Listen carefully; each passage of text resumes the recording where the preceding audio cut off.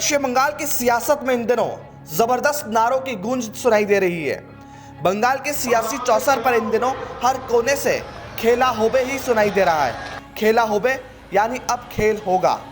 यह वह नारा है जिसे सत्तारूढ़ी टीएमसी ने बीजेपी को ललकारने के लिए शुरू किया, लेकिन अब बीजेपी इसका इस्तेमाल टीएमसी को जवाब देने के लिए कर रही है।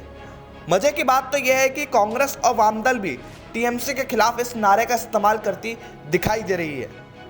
कहते हैं कि सियासी पंचलाइन का इस्तेमाल पड़ोसी देश बांग्लादेश में आवाम लीग पार्टी ने किया था, जिसे इस चुनाव में टीएमसी ने उठा लिया है।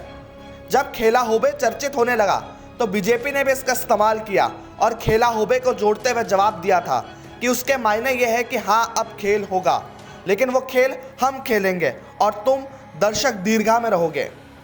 बीजेपी खेला होबे के जरिए यह स्थापित करने में जुटी है कि नए बंगाल का निर्माण उसके जरिए होगा। टीएमसी की तरफ से खेला होबे शीर्षक जो गीत तैयार कराया गया है, उसमें बंगाल बनाम बाहरी मुद्दा भी शामिल है। खेला होबे के अलावा इस वक्त बंगाल में कई और नारे सियासी दलों के बीच एक दूसरे पर हमला करने का जरिया बने हुए हैं। बीजेपी ने नारा दिया कि चुपचाप कमल छाप। इसके जरिए बीजेपी ने वोटर्स को संदेश देने की कोशिश की कि अगर वे खुलकर टीएमसी के विरोध में नहीं आना चाहते तो चुपचाप कमल को वोट दें।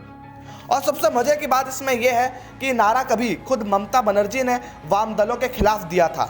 ममता उसे हटाकर खुद सत्ता में आने की होड़ में शामिल थी, लेकिन ममता को लग रहा था कि बड़ी तादाद में ऐसे वोटर्स हैं जो लेफ्ट सरकार से नाराज तो हैं, लेकिन खुलकर सामने नहीं आना चाहते।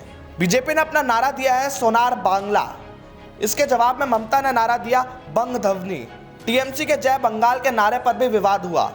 बीजेपी ने कहा कि यह नारा बांग्लादेश से प्रेरित लगता है। सूबे में जय श्री राम के नारे को लेकर भी एक दूसरे पर खूब सियासी हमले हुए। भाजपा के जय श्री राम के बदले टीएमसी ने मां दुर्गा का नारा लगा दिया। साल 2011 में जब ममता बनर्जी 30 सालों से ऊपर तक लेफ्ट की सत्ता के खिलाफ सामने आई थी तो उनका सबसे मजबूत नारा था मां माटी मानुष। आज भी यह नारा बंगाल की सियासत का सबसे अहम बिंदु माना जाता है। उस साल एक और नारा परिवर्तन चाहिए, मतलब बंगाल में परिवर्तन हो, सबकी जुबान पर आया था। साल 2016 के विधानसभा चुनाव में ममता ने ठंडा ठंडा कूल कूल ए बार जीतबे तृणमूल का नारा दिया था। बंगाल में अब चुनावी बिगुल बज चुका है, लिहाजा ऐसे में अब बंगाल की सियासी दलों के बीच लड़ाई और तेज होती दिखाई दे रही है। ऐसे में अब क्या होगा, ऊंट किस करवट बैठता है, ये सब देखने के लिए इंतजार करना होगा 2 मई का। Bureau report, the fact India.